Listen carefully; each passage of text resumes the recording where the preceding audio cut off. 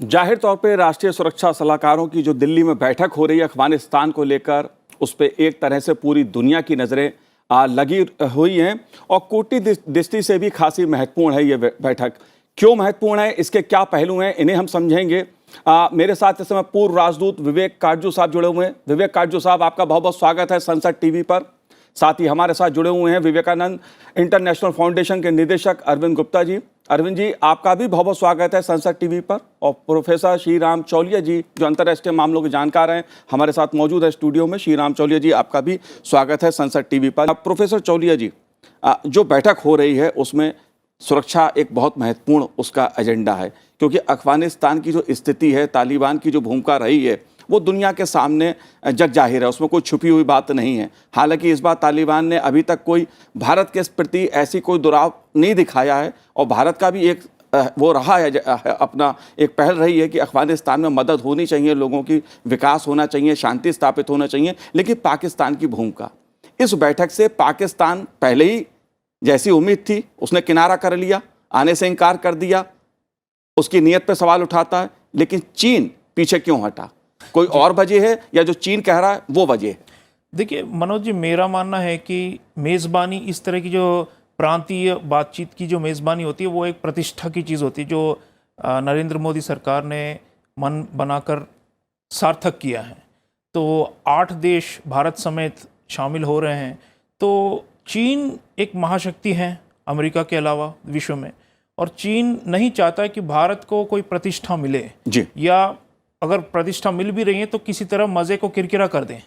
तो ये जो कह रहे हैं कि तारीखों की वजह से शेड्यूलिंग डिफ़िकल्टीज, ये तो मैं कहूँगा कि ऐसे ही इन्होंने टाल दिया है बात। लेकिन असलियत ये है कि चीन नहीं चाहता कि भारत को कोई ऐसी भूमिका मिले जिससे कि चीन समझता है कि उसकी अपनी शक्ति का जो इजाफा हो रहा है पूरे मध्य एशिया में और पूरे बेल्ट एंड रोड इनिशिएटिव, उसका वो चाहता है कि पाकिस्तान से वो अफगानिस्तान के अंदर भी ले चलें। तो इस सब में बाधाएं पहुंच सकती हैं अगर भारत भी वहां पर एक मजबूत खिलाड़ी बने। तो चीन ने, आप जानते ही हैं, दूतावास भी उसका खुला हुआ अभी भी काबुल में, और पाकिस्तान तो उनका एक जैसे भागीदार हैं इन सब मंसूबों में। तो पाकिस्तान के साथ भी इन्होंने मेरे ख्याल से अपने आप पीछे, पर्दे के पीछे एक डिस्कशन किया था, और दोनों ने मिलकर ये साझा निर्णय लिया है कि ये बॉयकॉट करेंगे और नहीं आएंगे दिल्ली। लेकिन कोई बात नहीं, 8 देश हैं, और बात यह है कि चीन पाकिस्तान का जो एक्सिस है वो अपना खेल तो खेलेंगे ही, हम क्या खेल खेलें। तो इस बात पर मैं समझता हूँ कि महत्वपूर्ण पहल है। हमने मेज़बानी करके दिखाया है कि हम बिल्कुल केंद्र में हैं इस पूरे विषय पर, और हमें दरकिनार नहीं किया जा सकता। दूसरी चीज़, राष्ट्रीय सुरक्षा सलाहकार क्या क्या कर सकते हैं। मैं मानता हूं कि देखिए, आप भूगोल देखिए तो पाकिस्तान पूर्वी दिशा में अफगानिस्तान के, और वो इस तरफ और दक्षिण में।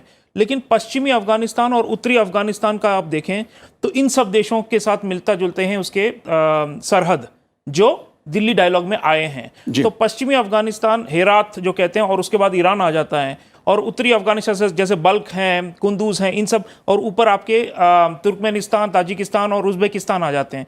तो इन देशों का वहाँ पर उपस्थित होना हमारे लिए लाभदायक है। मैं समझता हूँ कि आप अगर भू राजनीति के हिसाब से देखें तो पाकिस्तान का जो साया तो है ही, जैसे सभी कह रहे हैं, लेकिन पश्चिमी अफगानिस्तान और उत्तरी अफगानिस्तान पर हम दबाव रख सकते हैं, निगरानी रख सकते हैं, इंटेलिजेंस शेयरिंग हो सकती है। हम सब सेनाओं को मिलकर वहाँ पर चौकस रहें, चौकन्ने रहें, ताकि वहाँ से ड्रग्स और तस्करी ना हो, वहाँ पे ये हथियारों की तस्करी ना हो, और वहाँ पे आतंकवादियों का आना जाना ना हो। अब संयुक्त राष्ट्र की तरफ से आप देखिए कितने रिपोर्ट आ चुके हैं कि हज़ारों की संख्या में जो सेंट्रल एशिया, मध्य एशियाई देश हैं, वहाँ के लड़ाकू अफगानिस्तान के अंदर आ चुके हैं और वापस भी जा रहे हैं, और वही हो रहा है पाकिस्तान की तरफ। अब पाकिस्तान की तरफ अगर हम नियंत्रित नहीं कर सकते हैं, कम से कम उस दोनों जो अन्य दिशाएं हैं उन पर अगर हम नज़र रखें और उन पर अगर हम साझा रणनीति बनाएं, तो मैं समझता हूं कि तालिबान, आईसिस और इन सब पर थोड़ा अंकुश रहेगा। उन्हें मालूम हुआ कि प्रांत जगा हुआ है और वो अपने काले करतूत पूरे नहीं कर सकते। जाहिर तौर पे पाकिस्तान की नीयत पर तो पहले से ही संदेह है, लेकिन जो इस्लामिक स्टेट का खतरा है वो भी एक बड़ा खतरा उभर के आया। लेकिन अच्छी बात यह है, जो मैं समझ रहा हूं, आप हमें और समझाइए इस बात को, कि पहली बार जो मध्य एशियाई देश हैं वो इस दिल्ली वार्ता में, दिल्ली डायलॉग में भाग ले रहे हैं।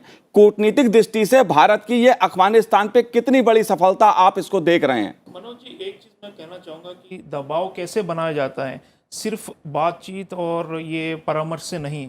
मैं समझता हूँ कि जिन देशों का कल आना है हम दिल्ली में, उन सबके साथ मिलकर हम जॉइंट जो एक मिलिट्री प्रेजेंस जो हम कहते हैं, उपस्थिति, वो मौजूदगी दिखाएं उन क्षेत्रों में जहां पर हमारा नियंत्रण है। इसलिए मैं कहता हूँ पश्चिम और उत्तरी अफगानिस्तान के उस पार, और ताकि एक तरह से मान लीजिए कि आतंकवादी हमला होता है तो फौरन ही वहाँ पे, ताजिकिस्तान में पहले से ही हमारी एयरफोर्स की बेस भी रही है, भारतीय वायुसेना वहाँ पे तैनात हैं। तो वहाँ से अगर हम फॉरेन रिटेलिएटरी स्ट्राइक्स कर पाएँ, देखिए क्योंकि पिछली बार जब 1999 काटजू साहब तो उसमें इन्वॉल्व भी थे, जब जैसे हमारी हाईजैक हुई थी, तब हमारे पास वहाँ पे उस क्षेत्र में फौरन ही एक प्रोजेक्शन के लिए कोई साधन नहीं थे। लेकिन अब अगर हम इस डायलॉग के जरिए उस तरह के बना सकते हैं, एक रीजनल फोर्स बनती है, तो ये देखिए राष्ट्रीय सुरक्षा सलाहकारों की बैठक है, ये सिर्फ मानवाधिकारों और मानवीय परिस्थितियों पर नहीं होगी।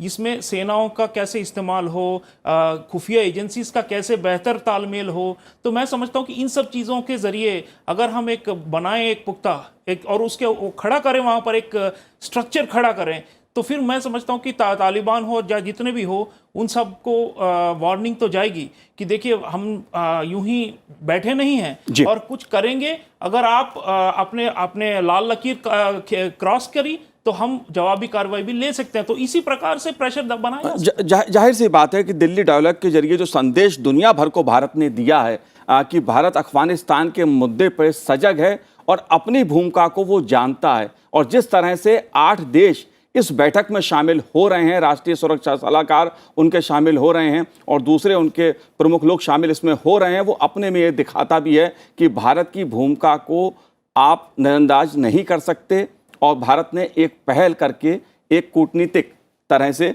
सफलता अर्जित करने का काम किया है। श्रीराम चौलिया जी, आपने हमसे बात की, आपका बहुत बहुत धन्यवाद। विवेक काटजू साहब, आपका भी बहुत बहुत धन्यवाद हमसे बात करने के लिए। अरविंद जी और निसार साहब, आपका भी बहुत बहुत धन्यवाद, बहुत बहुत शुक्रिया हमसे बात करने के लिए।